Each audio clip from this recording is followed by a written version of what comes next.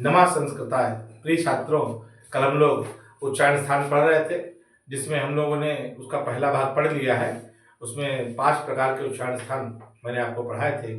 आज उसी का दूसरा भाग मैं यहाँ पर आपको लेकर के बना रहा हूँ, और आप इसे ध्यान से पढ़िए। उच्चारण स्थान एक ऐसा विषय है जो विभिन्न प्रकार की परीक्षाओं में और बड़े बड़े प्रतियोगी परीक्षाओं में भी पूछा जाता है। तो कल हम लोगों ने पढ़ लिया था अको विसर्जनीयानाम कंठा, इच्वेशानाम तालु, ऋट्वरसानाम मूर्धा, लिट्वरसानाम दंता और वकारस दंत ओष्ठम। इतने उच्चारण स्थान पढ़े थे। आज का अगला उच्चारण स्थान लोगों का जो है वो यमंगणना नाम नासिका। यमंगणना नाम नासिका।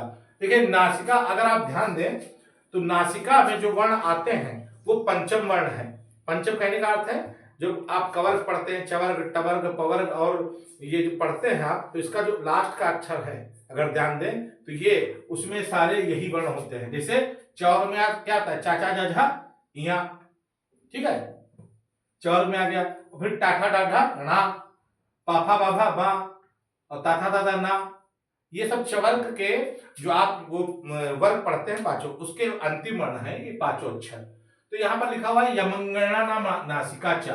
देखिए, या बा, अंगा, अड़ा और ना, इनका उच्चारण स्थान जो है, उनका उच्चारण स्थान क्या है, नासिका है। लेकिन चा लिखा हुआ है। चा मतलब संस्कृत में चा को मतलब होता है और। देखिए, इनका नासिका तो है ही है, लेकिन साथ में इन जो उच्चारण स्थान है कुछ और भी हैं, उनसे मिलकर के अक्षर निकलते हैं। नासिका तो मेन है ही। जैसे नाक आप दबा लें तो ना बोलेंगे तो ना निकलेगा नहीं। ना अगर बोले तो अगर नाक दबी हो तो ना नहीं निकलेगा। तो नासिका का तो रूल है ही है, नासिका तो मुख्य है ही है। लेकिन इसके साथ में जैसे आप इसको ले लीजिए, इया को या ना को ले लीजिए। ना का उच्चारण स्थान क्या है, लिप्त स्थान दंता। तो ता था दाधा ना है, तो यहां पर क्या हो गया, दंत प्लस नासिका, ये इसका उच्चारण स्थान हो जाएगा ना का। दांत और नासिका से मिलकर के बनते हैं। अब माँ है, पाफा बाबा माँ, तो यहाँ पर क्या हो जाएगा, इसका उच्चारण स्थान क्या है, ये आज हम लोगों को पढ़ना है उपबद्धमानिया नाम ओष्ठो।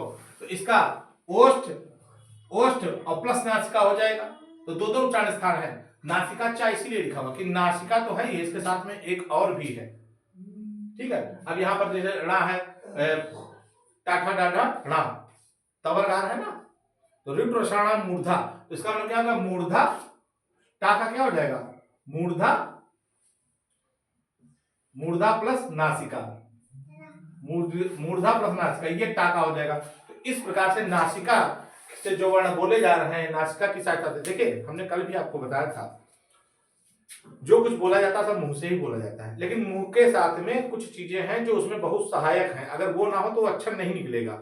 मुख की सहायता से, मेन तो वाणी है ही है, लेकिन वाणी के साथ में जब वो अक्षर मिल जाते हैं तो स्पष्ट निकलते हैं। जैसे हमने बताया कि ना है, अब ना का उच्चारण स्थान यहाँ पर हमने बताया आपको कि नासिका है।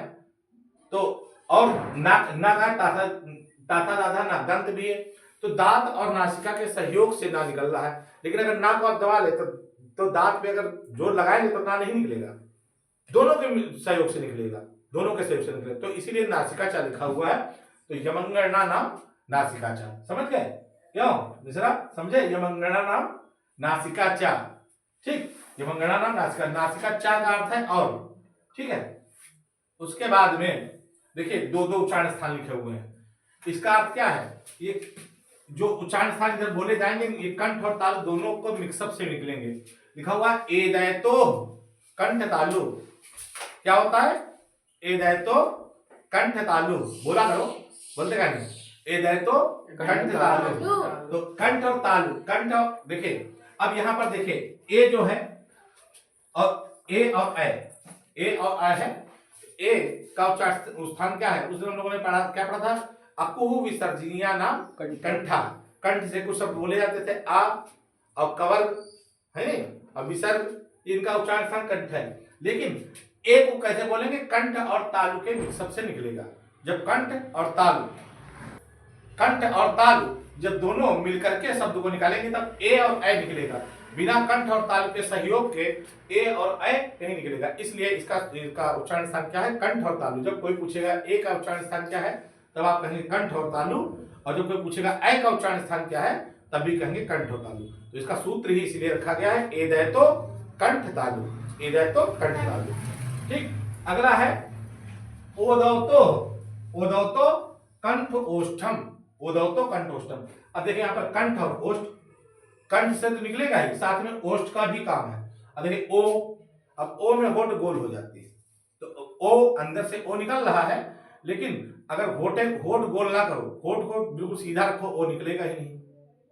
अगर होठ को सीधा रखो, जैसे ऐसे सीधे रखो, और ओ जब तक ओ नहीं करोगे, ओ अंदर से आवाज तो आ ही रही है, अंदर से आवाज आ रही है, लेकिन जब तक गोल नहीं करोगे होठ को, तब तक ओ नहीं निकलेगा। या आओ, आओ, तो तब भी आपको गोल करनी है होठे, बिना गोल किए होठों की सहायता के आपका औ नहीं निकलेगा। और अंदर से आवाज कंठ से आ रही है, ओ अंदर से आवाज आ रही है, प्लस हाँ जो है इसमें देखिए कहीं पर दांत वात का काम नहीं लग रहा है, ओ सीधे सीधे अंदर से आवाज आ रही है, उस आवाज को एक गोलीकरण किया जा रहा है, किससे?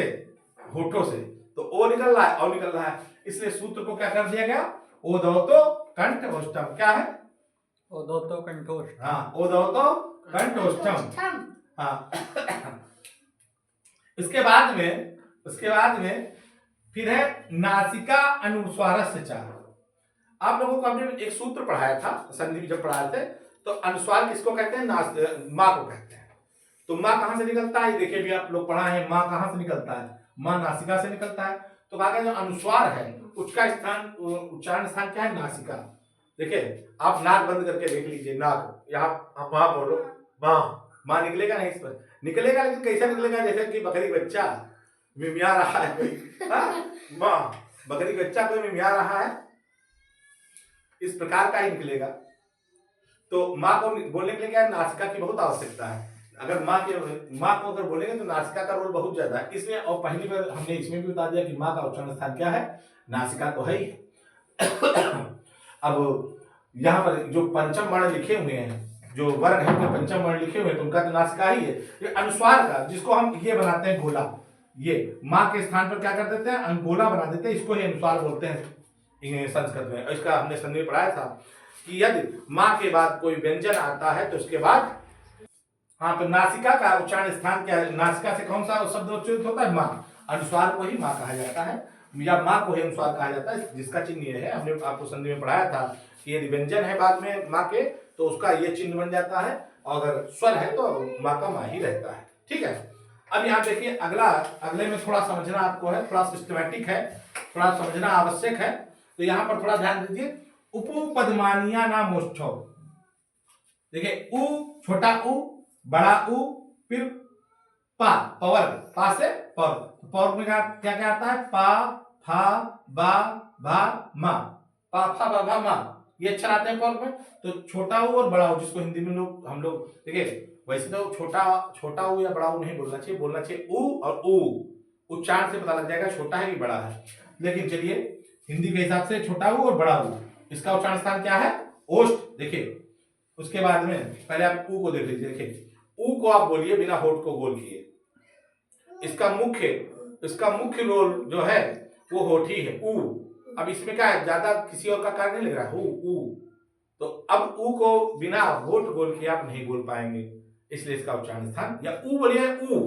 दोनों में क्या, होठ थोड़ा कम गोल होंगे, ज्यादा गोल होंगे, लेकिन दोनों का उच्चारण स्थान उ है। अब देखिए ये जो है पवर्ग तो पूरा ऊपर ही डिपेंड है। अब देखिए बोलिए पा, फा, बा, भा, मा, बिना आप होठों को टच किए नहीं बोल पाएंगे, होठों की सहायता से ही बोले। इसमें देखिए बहुत सिर्फ स्वर का तो रोल है ही है, लेकिन मुख्य रोल होठों को बिना चिपकाए आप कैसे बोलेंगे? पा, फा, बा, भा, मा, नहीं। अब देखिए इसको बोल नहीं पाएंगे, तो इसलिए इसका उच्चारण स्थान क्या है? ओष्ठ। देखिए एक शब्द है उपदमानी, इसको समझ लीजिए।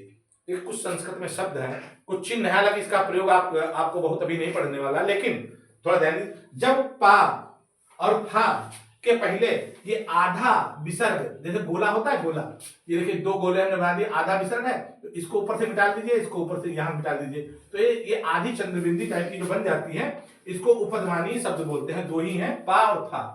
जब पा और फा के आगे ये इस टाइप के अर्ध विसर्ग लग जाते हैं, तो इसे उपदमानी कहा जाता है। तो इनका उच्चारण स्थान भी क्या है? ओष्ठ। हाँ, इनका उच्चारण स्थान भी ओष्ठ है। तो सूत्र क्या है? उपपदमानिया नाम ओष्ठम। ठीक है, क्लियर? उपधमानीयानाम ओष्ठम। तो उपधमानी का अर्थ ये, तो जब पा और देखिए पा और फा दो शब्द हैं, इनके पहले जब अर्ध विसर्ग का कुछ टाइप का लगा देते हैं तो ये उपधमानी हो जाते हैं। उपधमानी का काम संस्कृत में बहुत पड़ता है, आगे अगर इसकी आवश्यकता पड़ेगी तो मैं समझाऊंगा क्या होते हैं, लेकिन आप फिलहाल ये जान लीजिए कि पा और फा के पहले जो अर्ध ये इस टाइप का जो चिन्ह बना होता है, इस टाइप का, इसे उपधमानी वो कहा जाता है। ठीक, इतना क्लियर हो गया। अब इसके बाद है जीवा मूल्य से जीवा मूलम। जीवा का मूल, जहां से जीवा का मूल है, जहां से जीवा जुड़ी हुई है, ठीक है, जहां से जीवा का मूल है, तो इसके लिए क्या होता है, दो ही शब्द हैं, का और खा। तो उसी प्रकार से जैसे उपधमानी में दो शब्द इसके भी हैं, का और खा। जब का और खा के पहले आपका ये अर्ध, ये इस टाइप से आपका चिन्ह लगा होता है, चिन्ह लगा होता है, तो उसे क्या बोलते हैं, जीवा मूलम। तो जीवा मूल्य से जीवा मूल्य दो ही शब्द हैं, का और खा के पहले जब ऐसे आप निशान लगे होते हैं तो इसे जीवा मूल्य वर्ण कहे जाते हैं। ठीक है, तो ये देखिए जीवा का मूल कौन कौन शब्द है, का और खा के पहले इसे जो निशान लगे होते हैं इनको जीवा मूल्य वर्ण बोला जाता है। तो अब देखिए पहला सूत्र जो था, ये टोटल हमने आपको पढ़ा दिए जितने उच्चारण स्थान थे। वैसे तो उच्चारण स्थान मुख्य रूप से 8 ही बताए गए हैं, लेकिन टोटल हमने आपको 11 पढ़ाए हैं, कुछ बाद में जुड़ गए या संशोधित करके जोड़े गए। तो यहाँ पर ये पहला सूत्र है, पहला भी छठवां सूत्र है, कल हम आपको कुछ 5 सूत्र पढ़ा भी चुके हैं। सूत्र है यमंगणना नाम नासिका चा, यमंगणना नाम नासिका चा, या मां अंगा नाम ना का उच्चारण स्थान नासिका है। फिर इसमें कुछ और शब्द और भी उच्चारण स्थान जुड़ जाते हैं शब्द के अनुसार, जैसा भी अक्षर होगा उसके हिसाब से। फिर दूसरा है एदैतो कंठ तालु, ए और ए का उच्चारण स्थान कंठ और तालु है। फिर तीसरा है ओदौतो कंठ ओष्ठम, ओ और औ का उच्चारण स्थान कंठ और ओष्ठ है। फिर नासिका अनुस्वारस्य च, नासिका का जो अनुस्वार है इसका उच्चारण स्थान नासिका से होता है, यह नासिका है। ठीक, फिर अगला है उपपदमानीयानाम ओष्ठो, तो उ, फिर उ, पा फा बा भा मा, और उपधमानी का उच्चारण स्थान क्या है, ओष्ठ। फिर है जीवा मूल्य से जीवा मूलम, जीवा मूल्य जो शब्द है का और खा, इनका उच्चारण स्थान जीवा का मूल है, जीवा की जड़ है।